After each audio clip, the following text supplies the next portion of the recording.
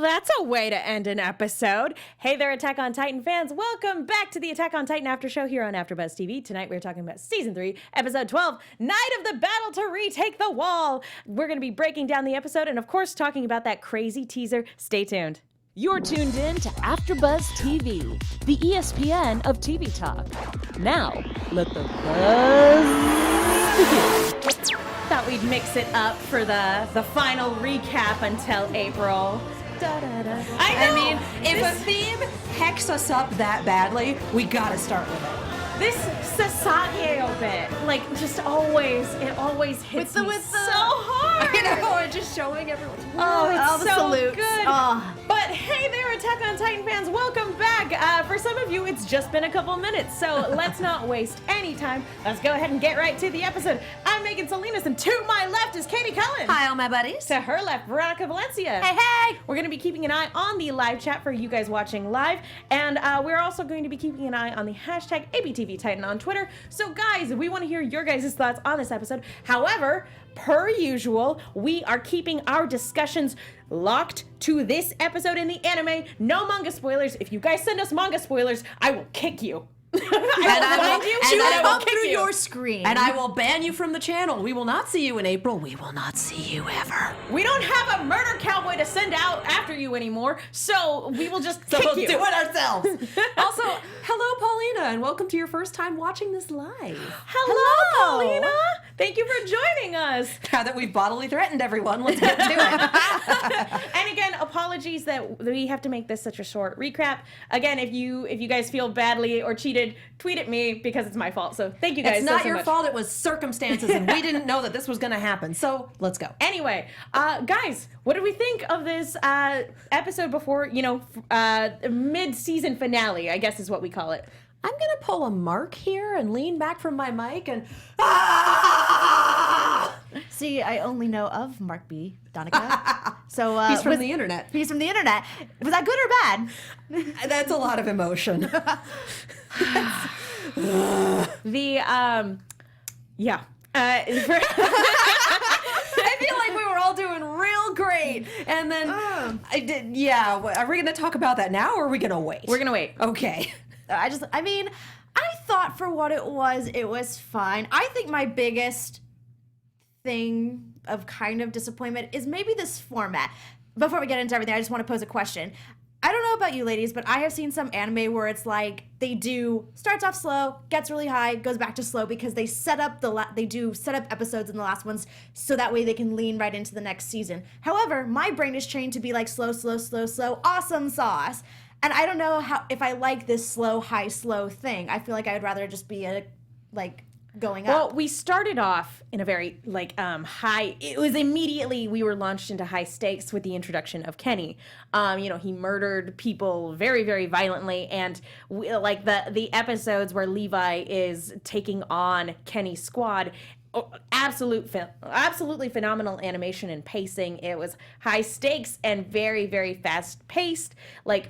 So it's super fast right out of the gate, and then we get treated to basically a series of flashback episodes where we're fleshing things out, and then we have another action sequence, and then things come back down and we get more flashbacks. This is a season of emotional processing. Yeah. And I feel like in terms of pacing, that's just sort of the nature of this Uprising arc.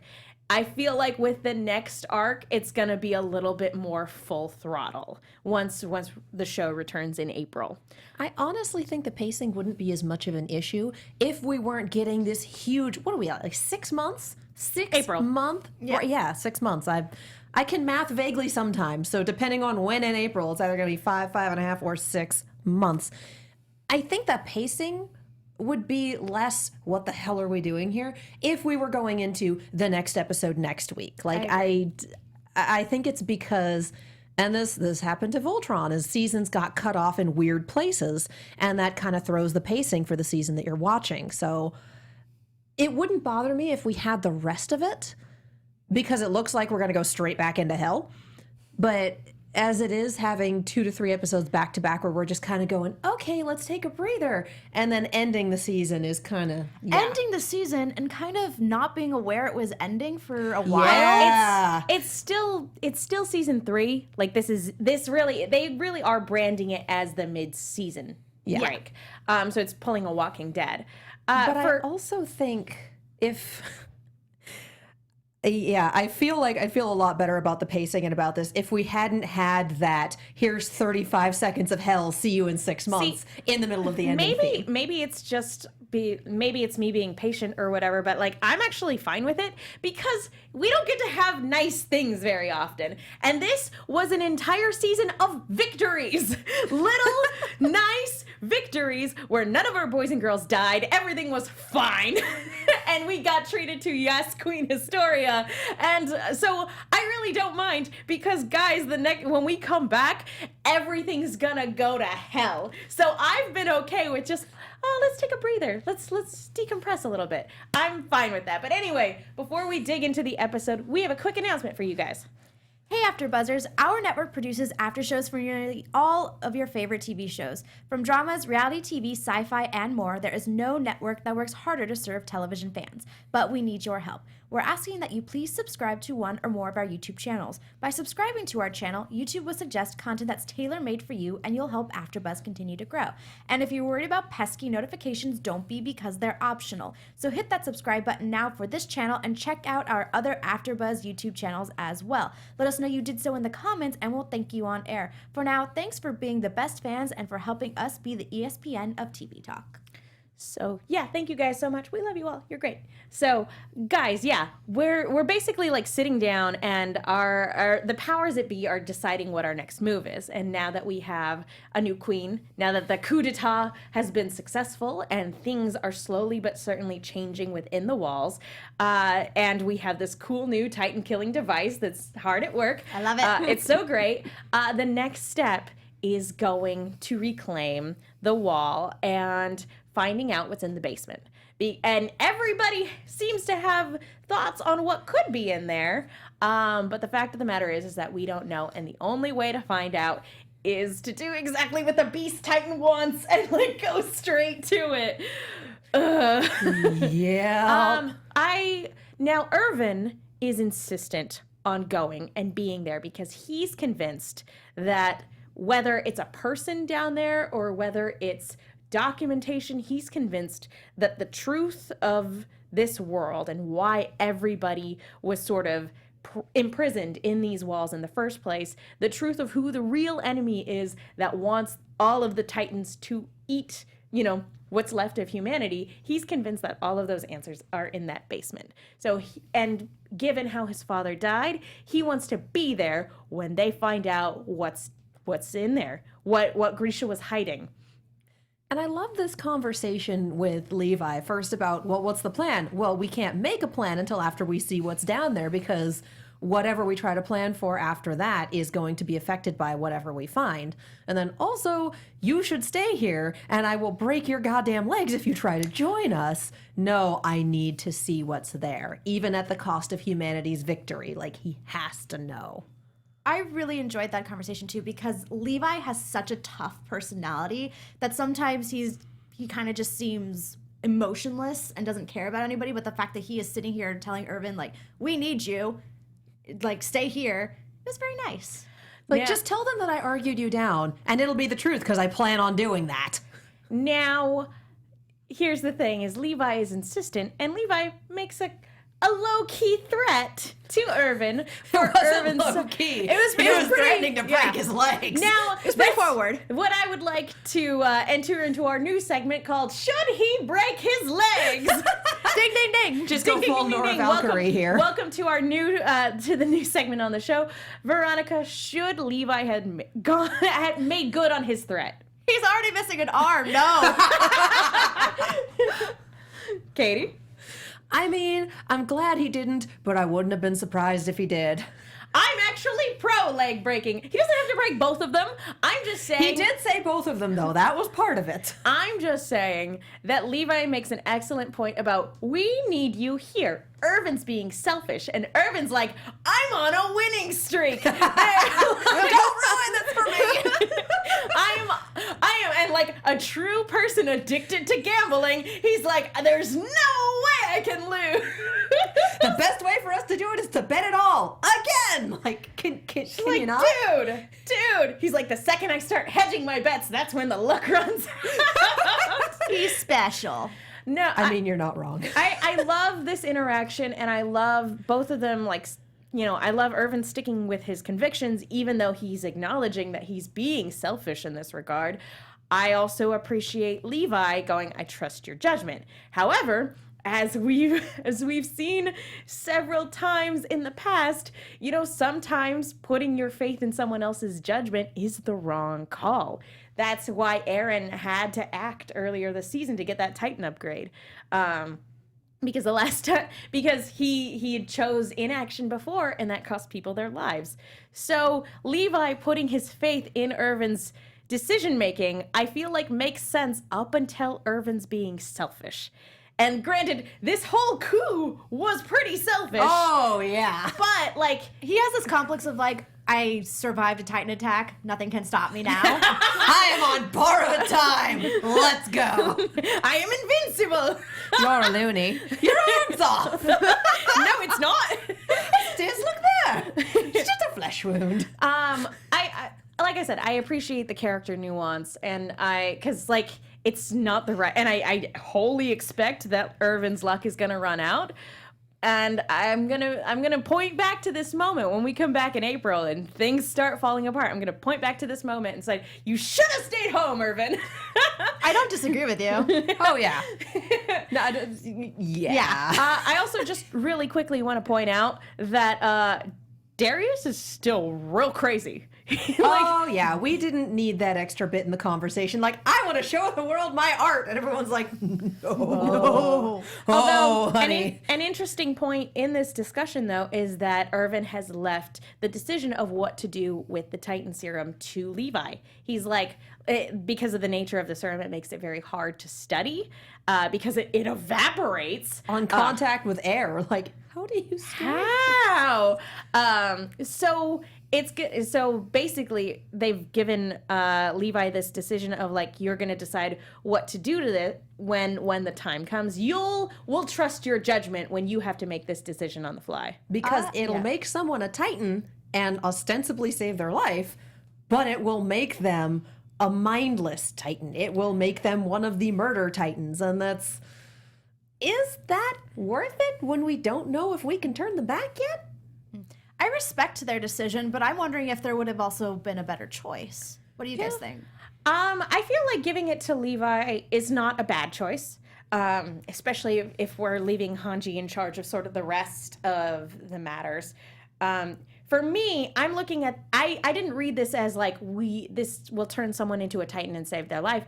I read this more of like, we'll turn someone into a Titan in the event we need to kill Aaron or another shifter Titan that we come across. This is true. So that was more how I read that. Of like, choosing the next Titan shifter. yeah, pretty much.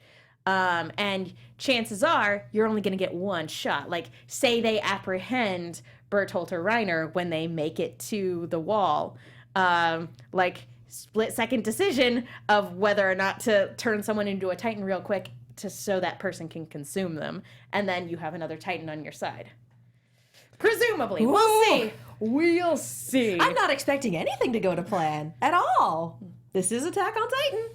Yeah, pretty Yeah. much. Really quick, before we move on with the episode, we want to talk to you guys really quickly about iTunes. Folks, thank you so much to everybody who's gone to iTunes to rate, subscribe, leave a comment. We love hearing from you, and is the best way to let our producers know that you guys like the show that we're putting on. We already read out the new comments this week on the previous episode that we did earlier this evening, but we will give you a shout out when we come back in April, so leave those comments.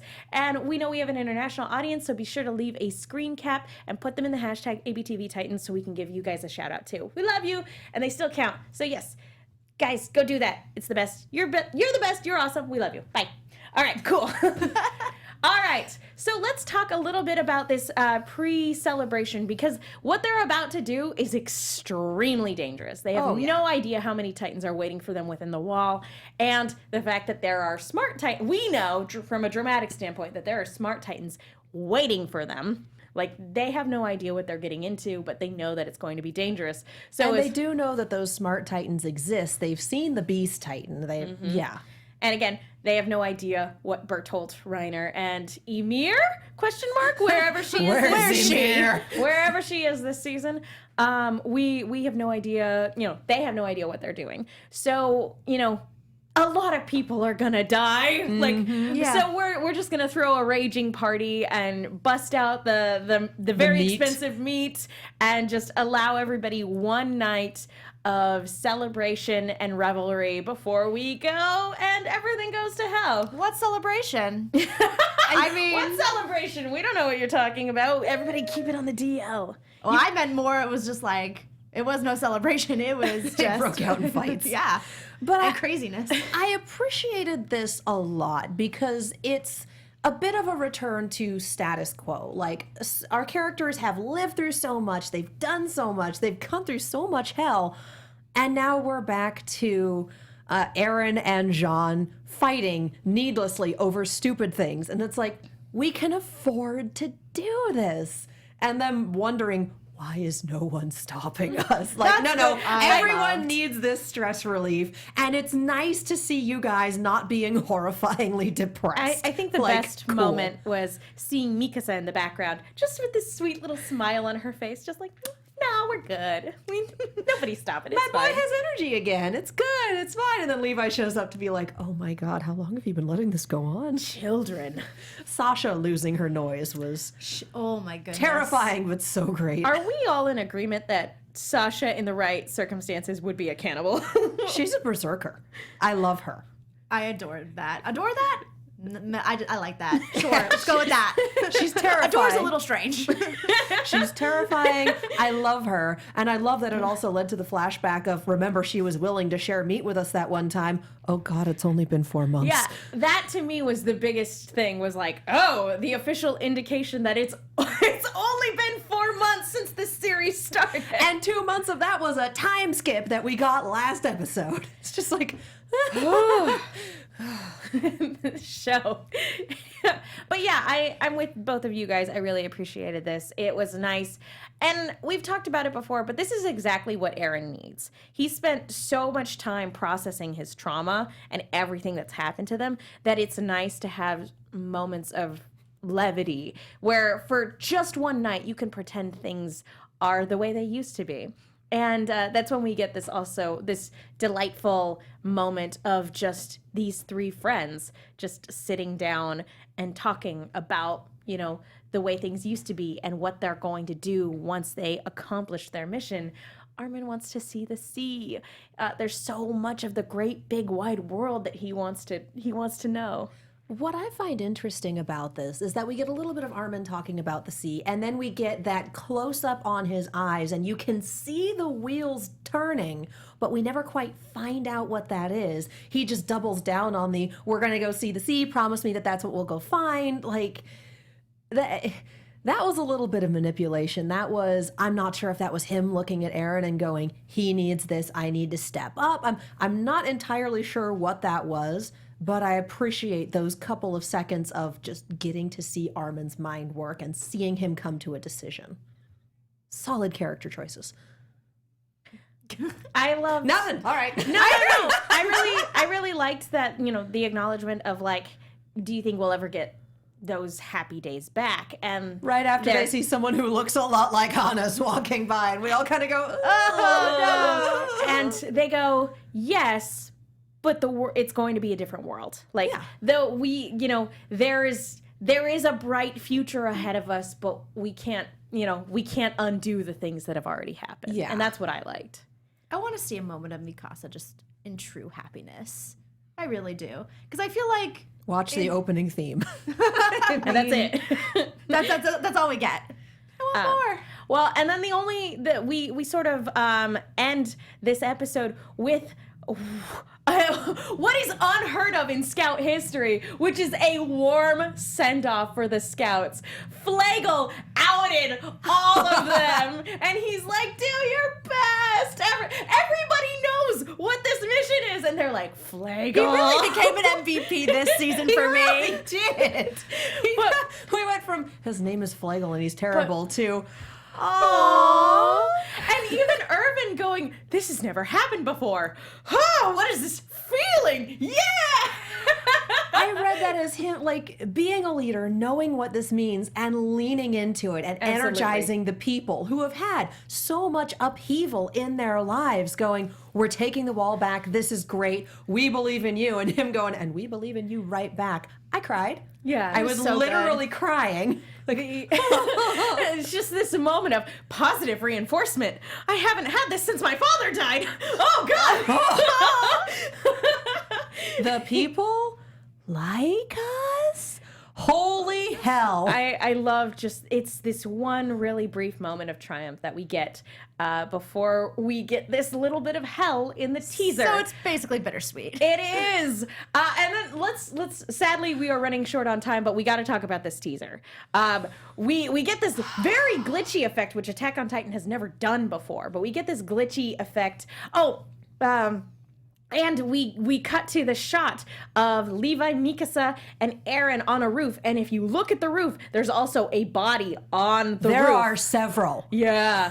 And I wish we could go through frame by frame and do a screen cap comparison of everything. I can give in you these a real quick rundown of what was in there because I did do frame by frame. We have the Titan that ate Eren's mom multiple times. We have multiple shots of the key. We have several shots of what looked like two very large skeletons lying on a hillside. Could be Titans, could be people. We don't know. We get two shots. This person showed up twice at the beginning and at the end of this of someone in what looked almost like British military garb, red coat, shoulder pads, the white stripes and the medals, missing everything above the jaw. We got so much stuff, and I do want to see a screen cap breakdown, but those are the things that stood out to me. A lot of people getting eaten by Titans, someone in military gear getting eaten by a Titan. Might have been honest, didn't have time to do the recap, but a lot of eating, a lot of key, and then the nice Five Nights at Freddy's static behind it. Like, God, if you wanted to traumatize me. Sounds like a party. distorted audio and everything like that. And